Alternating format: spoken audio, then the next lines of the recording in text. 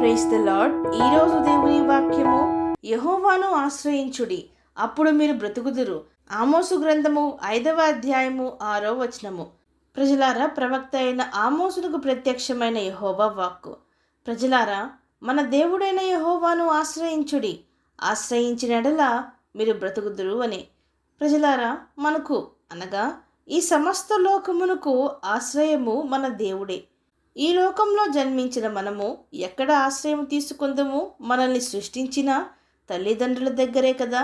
అలాగుననే మనందరికీ ఈ లోకంలో అయినను పరలోకంలో అయినను మనల్ని సృష్టించిన మన దేవుడే మనకు ఆశ్రయము. ప్రజలారా, కేవలము ఒక విషయంలోనే కాదు, ప్రతి విషయంలో జీవితాంతము మనము దేవుణ్ణి ఆశ్రయించినట్లయితే మనము బ్రతుకుదుము. కొన్నిసార్లు మనము ఎటు తోచకయుందుము, ఎవరిని ఆశ్రయించాలో తెలియదు. ఎవరు మన సమస్యలు తీరుస్తారో, ఎవరు మనల్ని ఆదరిస్తారో తెలియక తిరుగులాడుచూ ఉంటాము. సమస్తము ఎరిగిన దేవుడు, అన్నిటినీ చక్కపరిచే దేవుడు, సహాయము చేసే దేవుడు మనకి ఉండగా మనము ఎందుకు భయపడుచు ఎవరో ఆశ్రయిస్తారని, సహాయము చేస్తారని తిరుగులాడవలెను? మరికొందరు కొన్ని క్లిష్ట పరిస్థితుల్లో అపవాదిని ఆశ్రయించుదురు, వాడి మనుషులను ఆశ్రయించుదురు, లోకాన్ని ఆశ్రయించుదురు. వాడి చెడ్డ క్రియలను చేపట్టి అవి వారిని విడిపించునని, వారిని రక్షించునని, వారికి సహాయము చేయునని అపవాదిని ఆశ్రయించుదురు. అపవాదిని ఆశ్రయించినట్లయితే నశింపవలసినదే. మన దేవుడు మన బాగోగులు, మన రక్షణ కోరుకును, కానీ అపవాది మన నాశనమును, మన అంతమును, మరణమును కోరుకును. ప్రజలారా, ఆపత్కాలంలో మన మీదికి కీడు వచ్చినను, శ్రమలు వచ్చినను, శత్రువులు వచ్చినను మనల్ని ఆపదల్లో నుండి విడిపించినది మన దేవుడే. గనుక మొదట మనము దేవుణ్ణి ఆశ్రయించడము నేర్చుకునవలెను. ఆయనే మన కొండ, మన దాగుచోటు, ఆయనే మన కోట, ఆయనే మనకు ఆశ్రయదుర్గము. నాకు ఏ ఆధారము లేదు అని మనము అనుకోకూడదు. ప్రభువే మన ఆధారము, ప్రభువే మన ఆశ్రయదుర్గము అని విశ్వసించి ఆయన గుడారంలో, ఆయన రెక్కల చాటున దాగి ఉందాం. ఆయన తప్ప మనకు ఇక ఏ ఆశ్రయదుర్గము లేదు.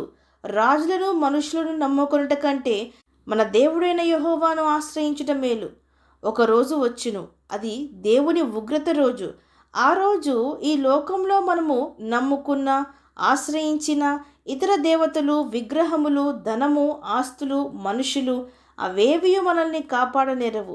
కేవలము ప్రభువు నామమునందు రక్షింపబడిన వారే, ఆయనను ఆశ్రయించిన వారే ఆ ఉగ్రత నుండి తప్పింపబడి రక్షింపబడుదురు. కాబట్టి ప్రజలారా, దేవుణ్ణి కాదనుకొని జీవితమంతా లోకాన్ని ఆశ్రయించి వాటిలో ఉన్న అపవాది క్రియలను అనుసరించి జీవించి ఉగ్రత దినమున, ఆ క్షణమున దేవుణ్ణి ఆశ్రయించుదును అని అనుకోకుడి. మనకు అంత సమయము ఉండదు. ఆ దినము, ఈ దేవుని రాకడ దినము ఎప్పుడో మనకు తెలియదు. గనుక మనము మెలకువగా ఉండి ప్రార్థన చేయుచు మనల్ని రక్షించిన, కాపాడిన మన దేవుణ్ణి ఆశ్రయిస్తే మనము బ్రతుకుదుము, రక్షింపబడుదుము, నూతన జీవితమును పొందుకునుదుము. ప్రభువు వచ్చినప్పుడు ఆయన రాజ్యమునకు ఎత్తబడుదుము. ప్రజలారా, ఇప్పటికే మీరు అపవాదిని ఆశ్రయించి మోసపోయారేమో, నశించిపోయారేమో, చచ్చిన స్థితిలోనికి వెళ్ళిపోయారేమో. రండి, ఇప్పటికైనా జీవాధిపతి అయిన యేసుక్రీస్తు ప్రభువునొద్దకు రండి. అప్పుడు మీరు బ్రతుకుదురు, నూతన జీవితమును పొందుకునుదురు.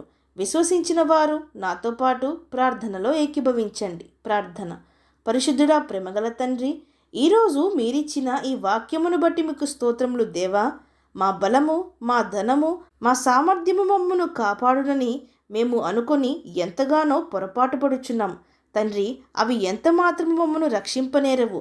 మమ్మను రక్షించున్నది మీరని, మీ కృపే అని ఎరిగి దేవా, మిమ్మునే మేము ఆశ్రయించి బ్రతుకున్నట్లు, ఆదరణ పొందునట్లు, వర్ధిల్లునట్లు, క్షమింపబడినట్లు, రక్షింపబడినట్లు, నిత్య జీవను పొందుకున్నట్లు మా ప్రతి ఒక్కరికి సహాయము దయచేయమని ప్రార్థిస్తూ సమస్త మహిమాగంతలు మీకే చెల్లిస్తూ ప్రభువైన యేసుక్రీస్తు నామం పేరట అడిగి వేడుకొంచున్నాం పరమ తండ్రి.